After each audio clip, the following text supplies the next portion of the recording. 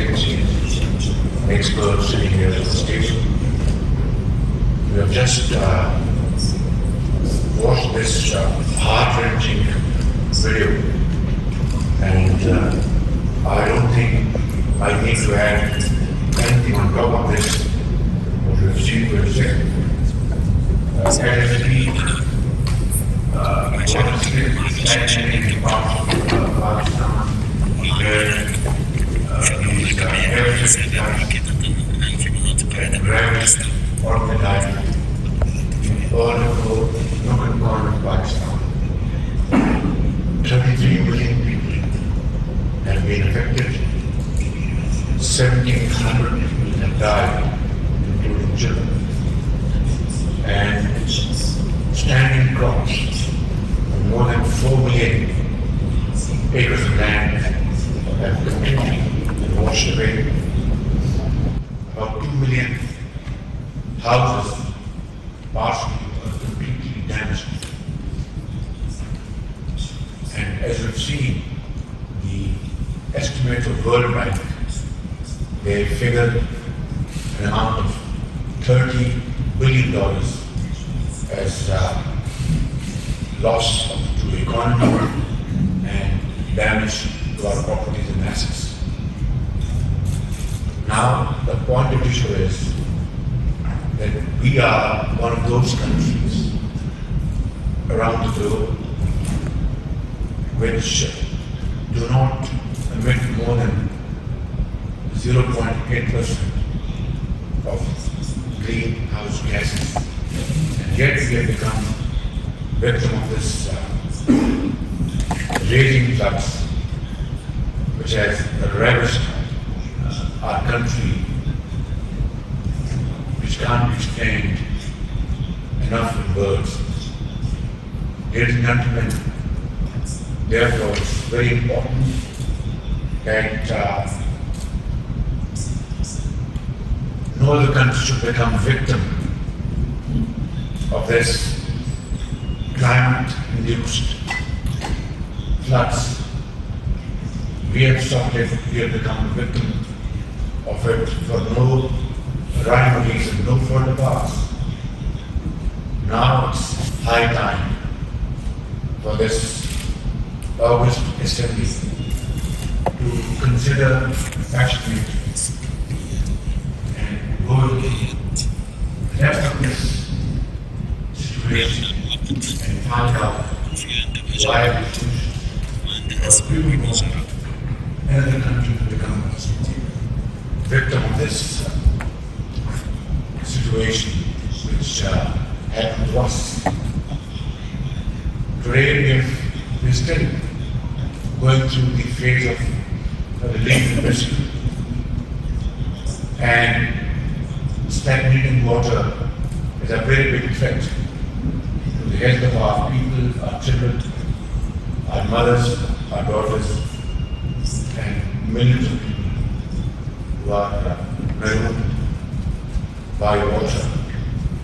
And health, obviously, is a big challenge for us. So we need to look after these millions of people who are exposed to serious diseases like malaria and many other life-threatening diseases. So what I'm saying is that this is a situation, is a postcard from the edge of vulnerability. Pakistan's century-breaking flood is sharply focusing minds not only in this world, or the peace of the countries. And I must add with serious concern that about 650,000 women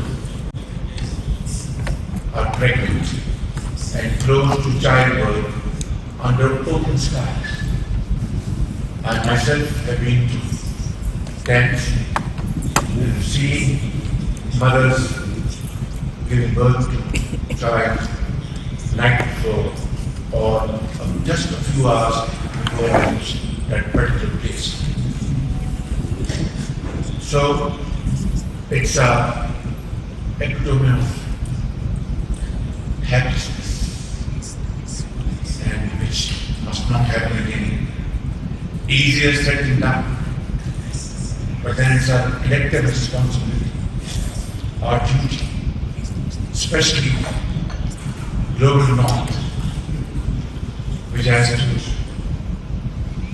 realize its responsibilities and commitments made at Paris conference and then in Scotland. Talking in terms of cents and dollars, there was a commitment of $100 billion. Now, how much out of this commitment has been realized is a question mark. And how can you think in your remotest imagination why we are dealing with relief efforts after rescue efforts? Of course, our friendly countries and many societies around the globe have chipped in, they have contributed, including Norway and many other countries, Masar and many other countries around the globe. I will keep on naming names and the list is not finished. But is it enough to bridge the gap? The answer is a big no. Because we have to now deal with repairing our completely smashed infrastructure. 8,000 kilometers of roads, metal roads, have become rubble. Hundreds of bridges and flyovers and underpasses completely washed away. So this is not possible to handle it alone. It has to be a combination of our efforts. We have already repurposed and redirected our foreign annual contributions in terms of donations or soft loans, and our own resources, meager resources, which were originally meant for building our economy, agriculture, industry, education, health, have all been redirected towards meeting this challenge. And yet it is not enough. So what is happening in Pakistan will surely not remain in Pakistan, as made evident by the recent climate impacts in Nigeria and South Sudan. These widespread impacts showcase the globalization of climate change, which will undoubtedly require a collective approach to help the most vulnerable adapt. Pakistan is acutely aware of the impact climate change can have on the lives and choices of the marginalized, the disabled, the poor, and the socially excluded. We already have the working infrastructure for one of our most efficient social security program in the world, called the late former Prime Minister Benazir Bhutto, after her name, Benazir Income Support Program, which was immediately operationalized to transfer response needs directly to impacted population. Our largest adaptation program, the Living Indus Initiative, will cut across the entire country like the great river that has fed and sustained Pakistan for centuries. And this initiative will intervene in 25 areas to include communities in flood management and detoxification of the rivers. Ladies and gentlemen, we urgently need to put our resources in lost livelihoods and income streams, build climate resilience infrastructure, conduct climate risk and vulnerability assessment, and put in place multi-health warning systems. To make sure that no one is left behind, climate finance is integral to inclusive, adaptive, and resilient recovery in climate-devastated global south. Financing will be a crucial element in Pakistan's climate action journey and implementation of NDCs. COP27 is an opportunity to capitalize the adaptation fund and introduce agility and speed in countries that need to build resilience, simplify long-term climate financing instruments that are badly needed like capacity deficits in the developing countries right now. The task is Herculean and we are racing against time.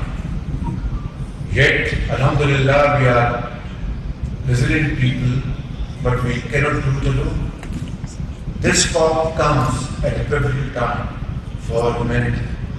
We must address climate change impacts with the urgency that it's required.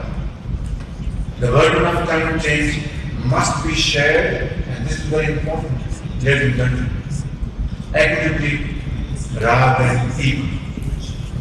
Building adaptive capacity for developing countries and vulnerable communities must no longer be a matter of charity.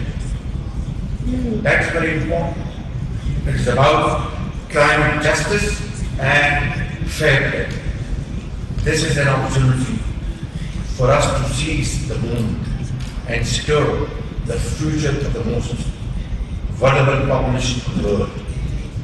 And I thank you and would like to appreciate your coming in this behalf. God bless you.